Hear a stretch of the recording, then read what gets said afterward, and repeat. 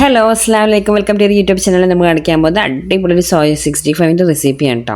അപ്പോൾ നമ്മൾ വീഡിയോക്ക് പോകുന്നതിന് നമ്മുടെ ചാനൽ ആദ്യമായിട്ട് കാണുന്ന ആരുടെയും സബ്സ്ക്രൈബ് ചെയ്യുക, തൊട്ടടുത്ത ബെല്ലൈക്കൺ ക്ലിക്ക് ചെയ്യുക, പിന്നെ ഓൾ ഓപ്ഷനും കൊടുക്കുക. എന്നാൽ മാത്രമേ ഞാൻ പുതിയ വീഡിയോസ് നോട്ടിഫിക്കേഷൻ നിങ്ങൾക്ക് കിട്ടുള്ളൂ കേട്ടോ. അതുപോലെ തന്നെ സ്കിപ്പ് ചെയ്യാനൊന്നും കാണാൻ വേണ്ടി ശ്രമിക്കുക.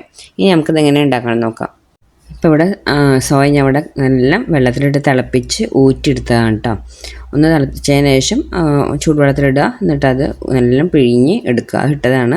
അതിലേക്ക് ഒരു അര ടീസ്പൂൺ മഞ്ഞൾപ്പൊടി ഇട്ടിട്ടുണ്ട്. പിന്നെ കാശ്മീരി ചില്ലി ഇട്ടിട്ട് കൊടുത്തത്. അതിന് ശേഷം അര ടീസ്പൂൺ ഗരം മസാല ഇട്ട് കൊടുക്കുക. അര സ്പൂൺ കുരുമുളക് പൊടി ഇട്ട് കൊടുത്തിട്ടുണ്ട്. ഇനി നമുക്ക് വേണ്ടത് ഇഞ്ചി വെളുത്തുള്ളി പേസ്റ്റാണ് കേട്ടോ, അതിട്ട് കൊടുത്തിട്ടുണ്ട്. പിന്നെ നമുക്ക് വേണ്ടത് 2 സ്പൂണോളം കോൺഫ്ലവർ ഇട്ട് കൊടുക്കുക. കോൺഫ്ലവർ ഇട്ട് കഴിഞ്ഞിട്ട് പിന്നെ നമുക്ക് വേണ്ടത് മൈദയാണ്. ഒരു ടേബിൾ സ്പൂൺ മൈദ ഇട്ട് കൊടുക്കുക കേട്ടോ. നല്ല ഉപ്പും കൂടി ഇട്ട് കൊടുക്കുക. അത് കാണിക്കാൻ വിട്ടുപോയതാണ്. ഇത് വെച്ചിട്ട് തന്നെ നന്നായിട്ട് മിക്സ് ചെയ്ത് കൊടുക്കുക.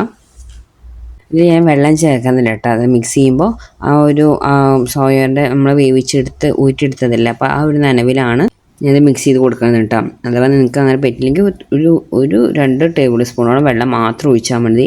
തുള്ളി ഒഴിച്ച് കൊടുത്താൽ മതി കേട്ടോ വെള്ളം. കാരണം നമുക്ക് ആ മസാല അതുമ്പോൾ നന്നായിട്ട് പറ്റി പിടിച്ചിരിക്കണം.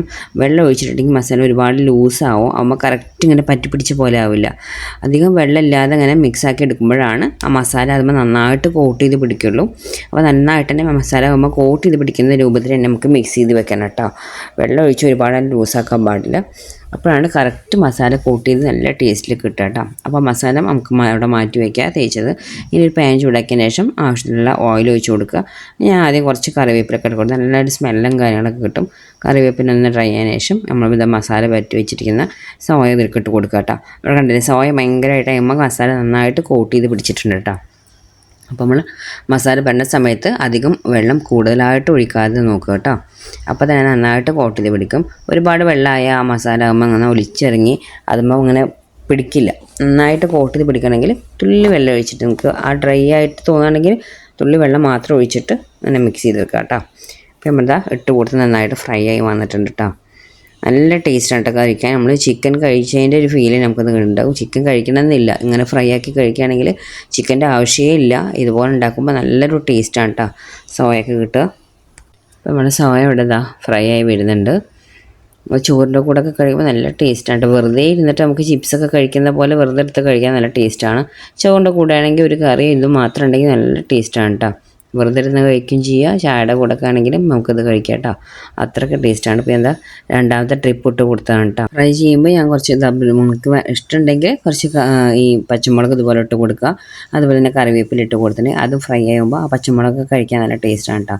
നന്നായിട്ട് ഫ്രൈ ചെയ്ത് വരുമ്പോൾ ഇഷ്ടമുള്ളവരാണെങ്കിൽ ഇതുപോലെ പച്ചമുളകും കറിവേപ്പിലൊക്കെ നിങ്ങൾക്ക് അതുപോലെ ഇട്ട് കൊടുക്കുക കേട്ടോ. കറിവേപ്പിലൊക്കെ ഇട്ട് കൊടുക്കുമ്പോൾ നല്ലൊരു സ്മെല്ലാണ് കേട്ടോ. അപ്പോൾ ഞാൻ രണ്ടാമത്തെ ട്രിപ്പ് ഇട്ടപ്പോൾ 2 പച്ചമുളകും കീറിയിട്ട് കൊടുത്തിട്ടുണ്ട്.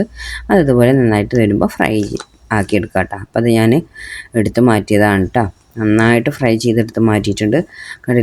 പുറത്തൊക്കെ നല്ല ക്രിസ്പിയാണ്, ഉള്ളെല്ലാം സോഫ്റ്റുമാണ്, കഴിക്കാൻ നല്ല ടേസ്റ്റാണ് കേട്ടോ. ഇതിങ്ങനെ ഫ്രൈ ചെയ്ത് കഴിക്കുകയാണെങ്കിൽ നമുക്ക് ചിക്കൻ്റെ ആവശ്യമില്ല. ഇതുപോലെ ഉണ്ടാക്കുകയാണെങ്കിൽ കുട്ടികൾക്ക് സ്കൂൾക്കൊക്കെ എടുത്ത് വിടാനും നമുക്ക് വെറുതെ ഇരുന്ന് കഴിക്കാനും നല്ല ടേസ്റ്റാണ് കേട്ടോ അത്. അപ്പോൾ എല്ലാവരും ഒന്ന് ട്രൈ ചെയ്ത് നോക്കുക. മസാലയൊക്കെ അതുപോലെ നന്നായിട്ടാകുമ്പോൾ കോട്ട് ചെയ്ത് പിടിച്ചിട്ട് തന്നെ ഉണ്ട്. കടലൊക്കെ പറക്കി കഴിക്കുന്ന പോലെ നമുക്കിത് വെറുതെ എടുത്തിരുന്ന് കഴിക്കാം കേട്ടോ. അപ്പോൾ എല്ലാവരും ഒന്ന് ട്രൈ ചെയ്ത് നോക്കുക കേട്ടോ. അത്രയുള്ള വീഡിയോ ഇഷ്ടം ലൈക്ക് ചെയ്യാനും ഷെയർ ചെയ്യാനും കമൻറ്റ് ചെയ്യാനും സബ്സ്ക്രൈബ് ചെയ്യാനും മറക്കരുത്. Okay, bye bye, thank you.